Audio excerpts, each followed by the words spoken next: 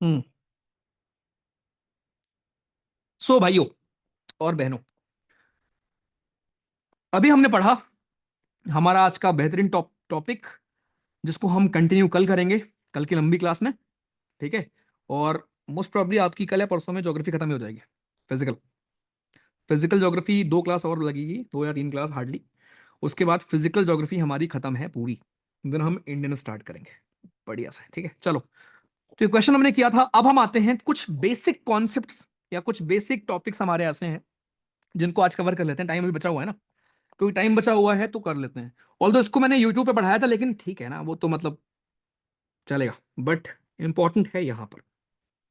ठीक है। तो मुझे दोबारा पढ़ाने में कोई शर्म, कोई मेहनत मुझे फील नहीं होगी। मुझे अच्छा ही लगेगा। ठीक है। तो ध्यान से देखना, बहुत ध्यान से सुनना। तो भाइयों, बड़ा बेसिक टॉपिक है यूनिवर्स के बारे में और सोलर सिस्टम के बारे में। प्लीज ध्यान से देखना, यहां से सवाल एनडीए में, सीडीएस में खासकर आपको देखने को दोस्तों मिल जाते हैं। ठीक है। तो यूनिवर्स का मतलब क्या है? यूनिवर्स का मतलब ब्रह्मांड, हिंदी में कहते हैं इसको। ठीक। यूनिवर्स का मतलब भाइयों क्या हुआ? यूनिवर्स का मतलब होता है ब्रह्मांड। कैसे लिखते हैं भाई? हिंदी तो मुझे आती नहीं, ऐसा यहां पे कुछ होता है ऐसा। ठीक है। सो यूनिवर्स का मतलब है ब्रह्मांड। इसका मतलब, ऐसा हमारा बिलीफ सिस्टम कहता है कि ब्रह्मांड का मतलब है ब्रह्मा जी के एक अणु से या एक एटम से पूरी दुनिया बनी है। ये हमारा बिलीफ सिस्टम है दोस्तों। ठीक। इसको हम क्या बोलेंगे? ब्रह्मांड बोलेंगे। अब ब्रह्मांड इतना बड़ा है, सोचो। आज मान लो आप क्लास ले रहे हो। अब आप क्लास कहां से ले रहे हो? मान लो आप क्लास लखनऊ से ले रहे हो। लखनऊ कहाँ है? लखनऊ आएगा यूपी के अंदर। ठीक। यूपी कहाँ है? यूपी आएगा भारत के अंदर। भारत कहाँ है? भारत आएगा एशिया में, एशिया कॉन्टिनेंट में आपके। राइट। ऐसे कितने कॉन्टिनेंट है आपके? फिर एशिया कहाँ आएगा? अर्थ में आएगा। अर्थ कहाँ आता है? सोलर सिस्टम में आता है। ठीक। सोलर सिस्टम कहाँ आएगा आपके? हमारे आपका चक्कर किसका लगाता है? सन का लगाता है। सन क्या है हमारा? सन हमारा एक स्टार है। ऐसे कितने स्टार हैं दुनिया में? ऐसे तुम्हारे 400 बिलियन स्टार हैं आपके मिल्की उसमें, गैलेक्सी में। एक गैलेक्सी में 300 400 मिलियन स्टार होते हैं हमारे, बिलियन सॉरी, 400 बिलियन स्टार होते हैं। ऐसी हमारी बिलियन गैलेक्सीज भी होंगी।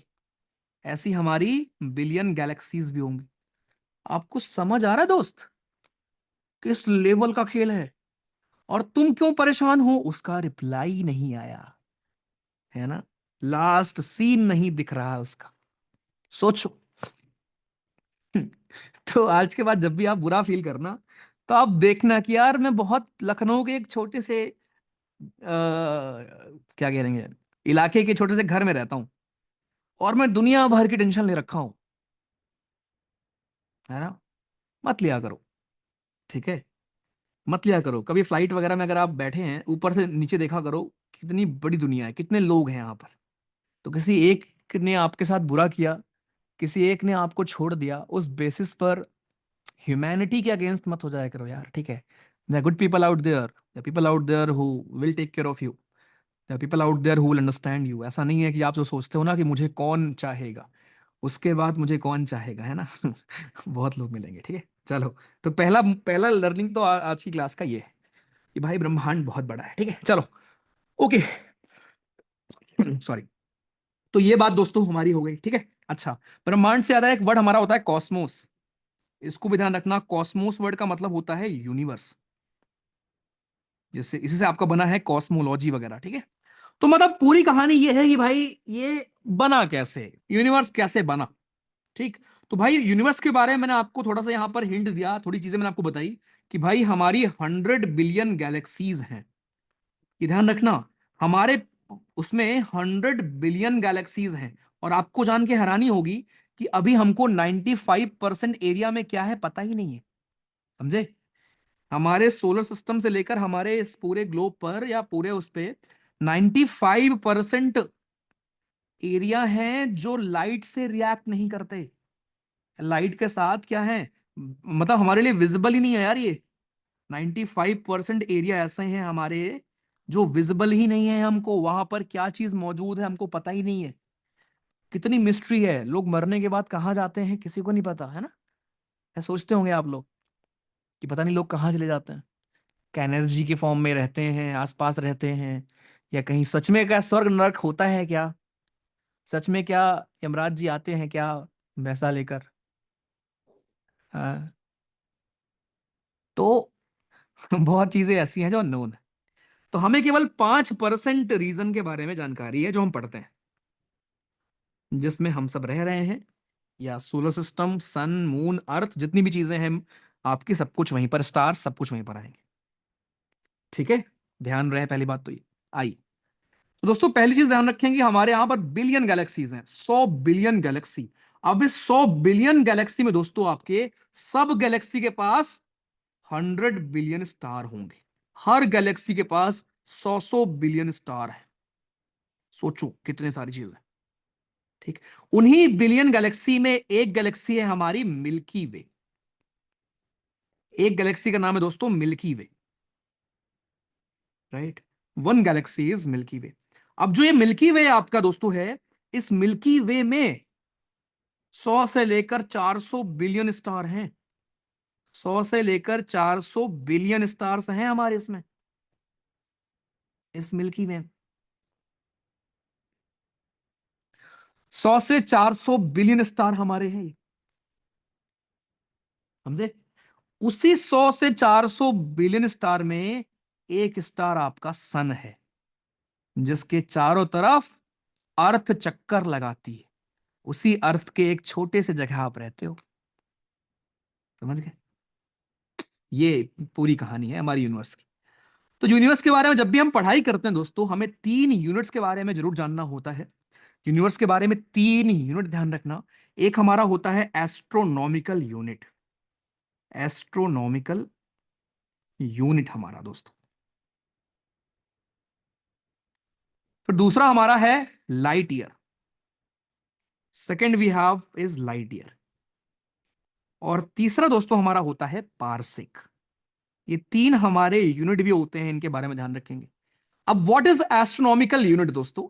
तो एस्ट्रोनॉमिकल यूनिट आपका होता है कि अर्थ के सेंटर से लेकर सन के सेंटर तक का डिस्टेंस, यानी अर्थ से लेकर सन के बीच का जो डिस्टेंस होता है, उसको हम मानते हैं एस्ट्रोनॉमिकल यूनिट। और इट इज आपका approximately 150 million kilometre. 150 million kilometre हमारा होता है भाई, ये ध्यान रखना। सो एस्ट्रोनॉमिकल यूनिट में कितने क्या होते हैं हमारे? 150 मिलियन किलोमीटर होते हैं। One astronomical unit is equals to 150 million kilometer. ठीक, ओके। लाइट ईयर जो होता है दोस्तों, ये हमारा डिस्टेंस है। What is light year? कोई पूछे आपसे लाइट ईयर क्या है? देखो, हमें पता है कि 1 सेकंड में, 1 सेकंड में आपकी लाइट मूव करती है 3 लाख किलोमीटर। ये तो पता है ना आपको। 3 लाख किलोमीटर मूव करती है दोस्तों 1 सेकंड में आपकी लाइट। ठीक है, 1 सेकंड में आपकी लाइट मूव करेगी 3 लाख किलोमीटर। ठीक, तो सोचो 365 दिन में कितना मूव करती होगी भाई, कितना बड़ा नंबर आएगा ये, सोचो। तो 365 दिन में जितना भी आपकी लाइट मूव करती है या डिस्टेंस कवर करती है दोस्तों, उसी को हम कहते हैं 1 लाइट ईयर, जो कि नंबर खरबों अरबों में जाएगा। So it is called 1 light year. Very simple, very easy. ठीक, अब एक पारसेक क्या होता है? एक पारसेक इज इक्वल्स टू दोस्तों हमारे 3.26 light year. 1 parsec is equals to 3.26 light year हमारे। ये प्लीज ध्यान रखेंगे, एक पारसेक में आपके हमारे होते हैं 3.26 लाइट ईयर। ठीक, 1 parsec is equals to 3.26 light year हमारे। हम्म, तो ये हैं दोस्तों हमारे पॉइंट सारे। ठीक है, ये 3 चीज अपने को ध्यान में रखना है। अब हम आते हैं थ्योरीज पर, राइट, जो हमारे एग्जाम के लिए इंपॉर्टेंट है, और जिसके ऊपर ऊपर आपके दोस्तों सवाल बनेंगे। ध्यान से देखना, फोकस। पहली चीज तो ध्यान रखना एक चीज, कि एक होती है थ्योरी, एक होती है हाइपोथेसिस। एक हमारी थ्योरी होती है और एक हमारी होती है हाइपोथेसिस। दोनों में डिफरेंस क्या है भाई? दोनों में आपके डिफरेंस ये है कि जो आपकी थ्योरी होती है ना, थ्योरी ऐसी होती है जो प्रूव्ड होती है, समझे। थ्योरी हमारी ऐसी है जो प्रूव्ड है, और हाइपोथेसिस आपके वो होते हैं जो बस अचानक से एक दिन बात करते करते ख्याल आ गया। ये चीज आपकी प्रूव्ड नहीं होती दोस्तों। तो थ्योरी होती है प्रूव्ड, हाइपोथेसिस हमारा प्रूव्ड नहीं होता है। कृपया इस बात को ध्यान रखें।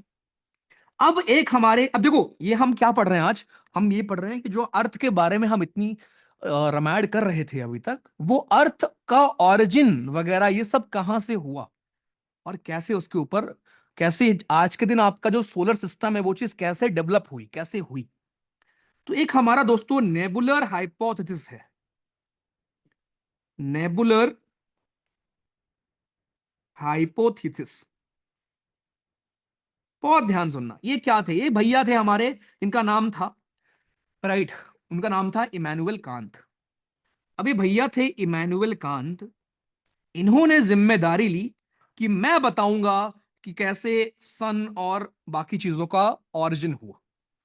तो इन्होंने ये बताया कि यार पहले ना एक बहुत बड़ा नेबुला घूम रहा था। पहले ध्यान से कहानी सुन लो, फिर मैं इंग्लिश में लिख दूंगा, ठीक है? तो इमैनुअल कांत एक भैया थे, इन्होंने जिम्मेदारी ली दुनिया की कि भाई दुनिया की जिम्मेदारी मेरी है दुनिया को बताना कि कैसे सन बने, कैसे प्लैनेट्स बने। तो इमैनुअल कांत कहते हैं कि पहले एक बहुत बड़ा गैसेस का गुबार था जिसको हम नेबुला कहते हैं। फिर क्या हुआ? फिर ग्रेविटी ने उस नेबुला के अंदर के पार्टिकल्स को अपनी तरफ खींचना शुरू किया, जिससे क्या हुए? जिससे क्लाउड कंप्रेस हो गए। क्लाउड कंप्रेस होकर एक डिस्क शेप में बन गए। अब इस डिस्क शेप में बीचों बीच जहां एनर्जी का सेंटर था उसको हम सन मान लिए, और बाकी डिस्क पर आपके प्लैनेट्स हो गए। खत्म। बाद में कुछ साइंटिस्ट ने माना कि जो गैसेस का गुबार था वो हाइड्रोजन और हीलियम का था। यही था आपके नेबुला का, या आपका इमैनुअल कांत का नेबुलर हाइपोथेसिस। अब मैं लिख दे रहा हूं इसको, क्या था बेसिकली। तो दोस्तों आपके नेबुलर हाइपोथेसिस में क्या था? पहली बात तो एक बड़ा क्लाउड था, a big cloud of gas and dust. ठीक है, गैस और डस्ट का एक बड़ा क्लाउड था जिसको हम नेबुला के नाम से जानते थे। फिर क्या हुआ? ग्रेविटी ने पुल किया, gravity pulled the particle closer, particle closer. ठीक, फिर क्या हुआ भैया? अब क्योंकि जब आप करीब आओगे तो आपका जो क्लाउड था वो कंप्रेस हो गया। As the cloud got compressed, अब वो फ्लैट हो गया, इट गॉट फ्लैट, फ्लैट हो गया, डिस्क के फॉर्म में हो गया, फ्लैट डिस्क के फॉर्म में आपका कन्वर्ट हो गया। ठीक, उसके बाद क्या हुआ? अब जो डिस्क आपका है, इस डिस्क के सेंटर में, मतलब ऐसे बन गया, ऐसे। तो जो सेंटर ऑफ द डिस्क था उसको हमने सन मान लिया, और बाकी हमने मान लिया कि बाकी प्लैनेट्स, एस्ट्रॉइड्स एंड बाकी सारी चीजें आपकी यहां है। ये था हमारा नेबुला का हाइपोथेसिस। अब ध्यान रहे एक चीज, कि नेबुला के हाइपोथेसिस को दोस्तों लैपलास ने बाद में अमेंड किया था। तो ये पूछ सकता है लैपलास ने किसे अमेंड किया था? तो ये सिंपल हमारा था नेबुला का हाइपोथेसिस। ठीक, ओके जी। अब हम आते हैं एक big bang theory. Big bang theory है हमारी एक्चुअली, जो एक्चुअली हमारी बताती है क्या? ये है हमारी जो बताती है आपकी कि कहां से ओरिजिन हुआ अर्थ का, या कहां से आपके सोलर सिस्टम वगैरह सब कुछ बने। तो बिग बैंग थ्योरी हमारी क्या है दोस्तों, समझते हैं। What is big bang theory? ध्यान से देखो, what is big bang theory.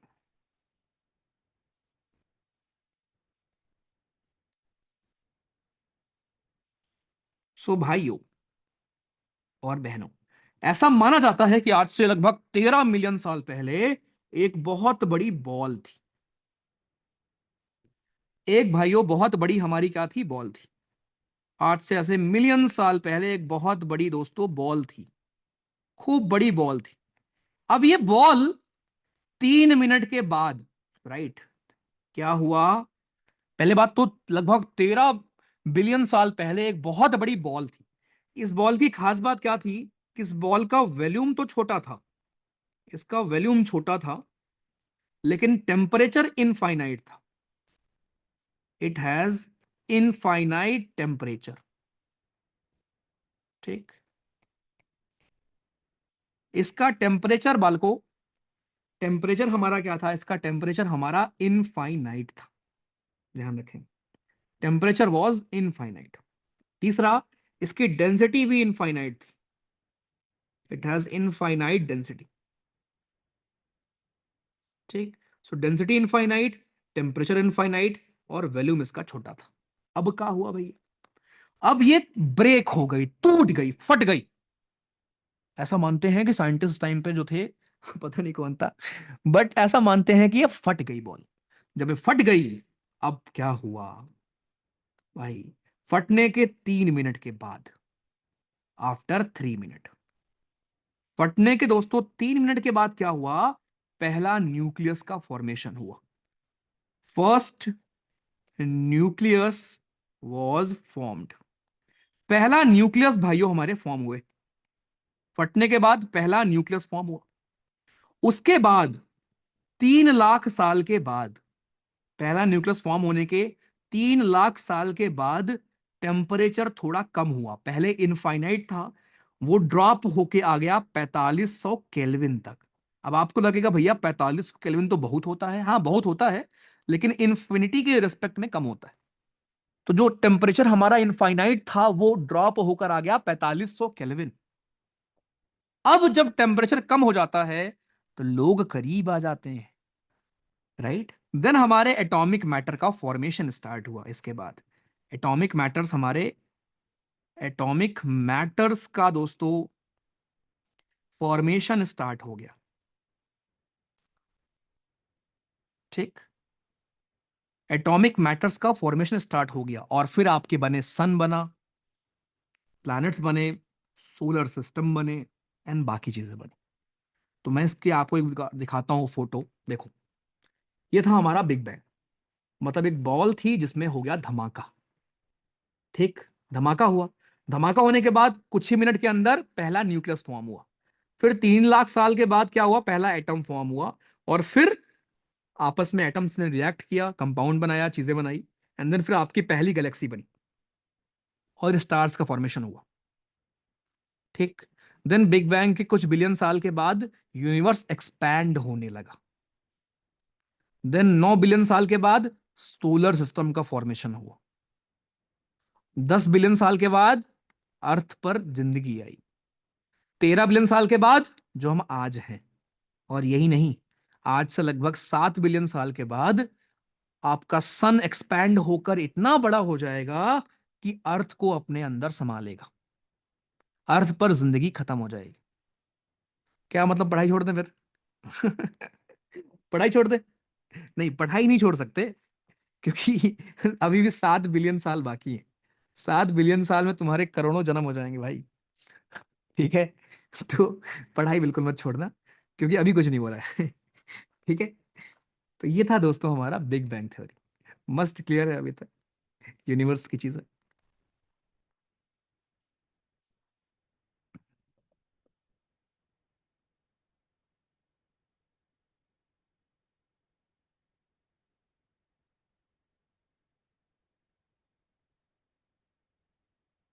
Okay great.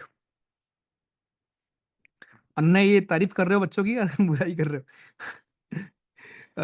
इसको अलग से नोट कर लो बिल्कुल। आप समराइज करोगे विशाल, विशाल कल क्लास के स्टार्टिंग में ना 5 बजे समराइज करना, अगर जिंदगी में सफल होना चाहते हो तो 5 बजे कल आ जाना। ठीक है, चलो ठीक है। तो भाइयों ये ध्यान रखेंगे, ठीक है। बिग बैंग थ्योरी हमारा यूनिवर्स के बारे में था, एंड दूसरा हमारा ये थ्योरी भी आपकी हो गई। तो ये चीजें दोस्तों हमारी जिसके बारे में, अब सोलर सिस्टम के बारे में यहां लिखा है, राइट। अच्छा, अर्थ स्टार्स का भी एवोल्यूशन आप देख सकते हो कि स्टार्स पहले हमारे डस्ट के फॉर्म में थे, देन बना हमारा प्रोटोस्टार। जैसे हमारा होता है ना प्रोटोटाइप, प्रोटोटाइप क्या होता है, कोई भी चीज जो हमारी होती है, जो उसका सैंपल बनता है उसको हम बोलते हैं प्रोटोटाइप, ठीक है। तो प्रोटोटाइप बना, उसके बाद फिर आपका बना main sequence star, sun is an example of main sequence star आपका। ठीक, अब ध्यान रहे कि अगर सन के मास से 1.44 टाइम्स ज्यादा किसी का मास है तो उसको हम बोलते हैं सुपर रेड जाइंट स्टार, और अगर उससे कम है तो उसको हम बोलते हैं रेड जाइंट स्टार। तो ये हमारे दोस्तों स्टार्स की चीजें हैं।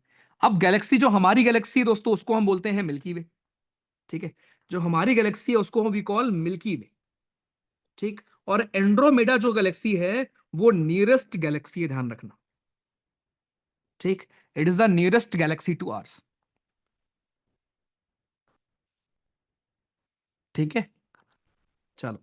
अब गैलेक्सीज में हमारी कुछ टाइप की होती हैं, स्पाइरल, एलिप्टिकल या फिर इरेगुलर। ये आप सीधे पढ़ लोगे कि हमारी जो मिल्की वे है वो स्पाइरल शेप की है। हमारी जो खुद की गैलेक्सी है दोस्तों, इट इज स्पाइरल शेप की आप गैलेक्सी। ठीक है, ध्यान रखेंगे। अच्छा, एक टर्म आप सीख लो। और एक ना भाइयों, आपने सुना होगा ब्लैक होल, कि भैया ब्लैक होल क्या होता है। शायद कभी एग्जाम में पूछा है, व्हाट इज ब्लैक होल। एक सेकेंड।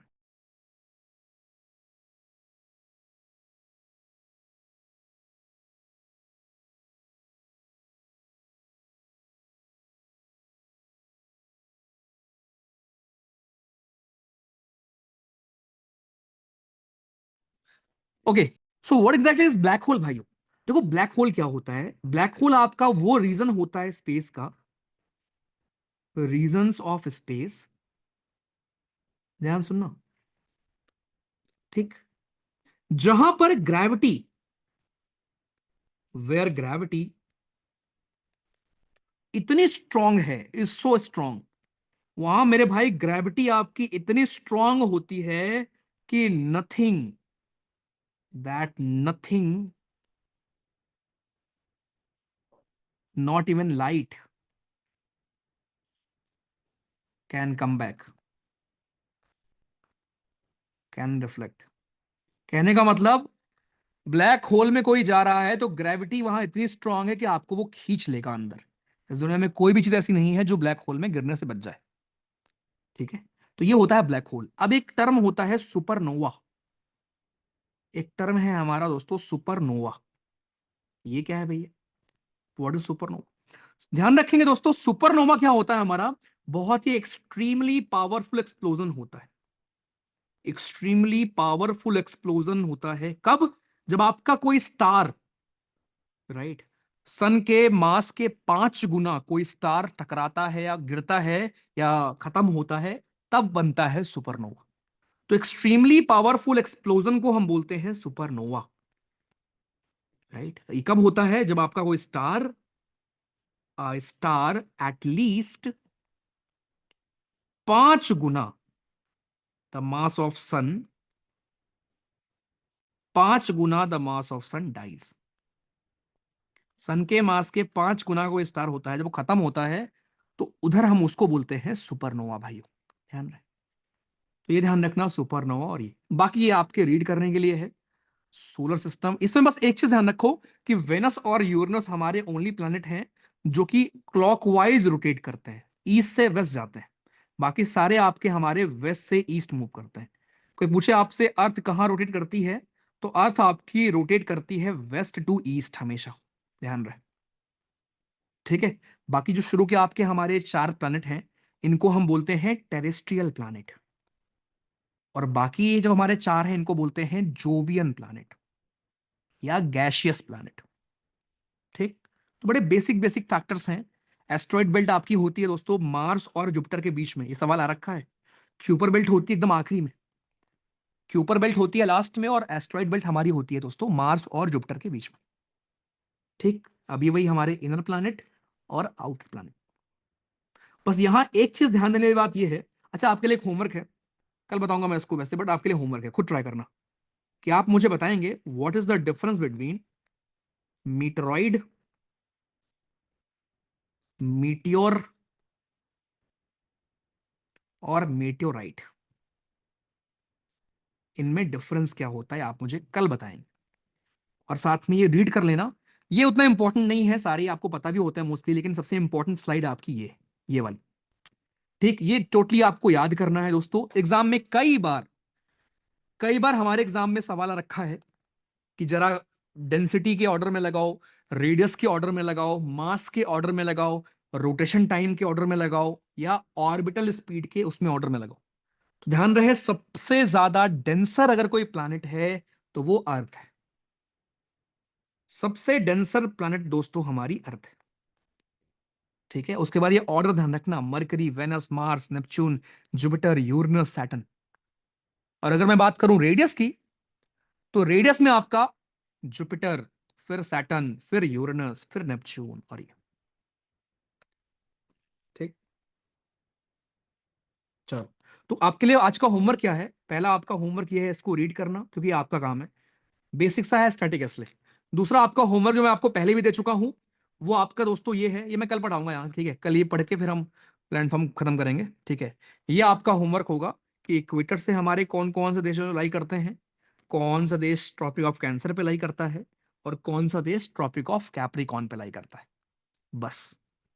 तो ये टोटली रटने वाली चीजें हैं जो आपको करनी होंगी, इस स्लाइड में आपको मिल जाएगी। फिर एक टाइम और डेट का कॉन्सेप्ट है आधे घंटे का, वो मैं आपको समझा दूंगा कल स्टार्टिंग में। ठीक है, एंड आई नो आज पहली क्लास खतरनाक लेवल की हो गई है, तो उसको प्लीज रिवाइज करना, बिकॉज रिवाइज नहीं करोगे दोस्त तो कुछ याद नहीं रहेगा इसमें से। ठीक है, ये मैं स्लाइड आपको शेयर कर दूंगा अभी। And good luck for Google form. And कल की क्लास 5 बजे से हम करेंगे। ठीक है, उसके लिए तैयार रहना कल लंबी क्लास के लिए। ठीक, तो satisfied, happy with your efforts?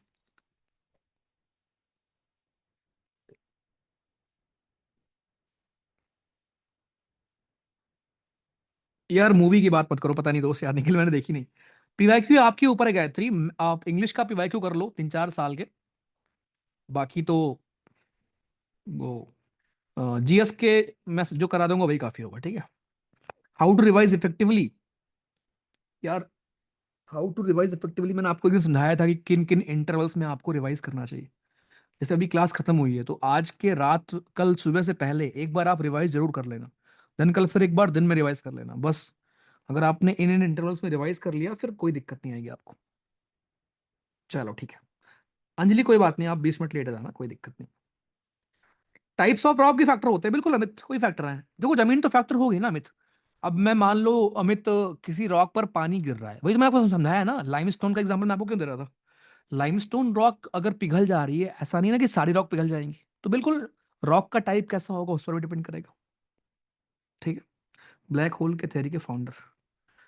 Okay, shake में करा दूंगा मॉक टेस्ट 2 का पार्ट ऑफ स्पीच, उसका रिजल्ट मैंने शेयर नहीं किया है गेस, वो भी मैं आपको करा दूंगा। ठीक है, सर्दी कैसे आती है वेट करो मानसून का। चलो ठीक है, God bless you, thank you so much, मजा आ गया यार। थैंक यू, अच्छा लगा।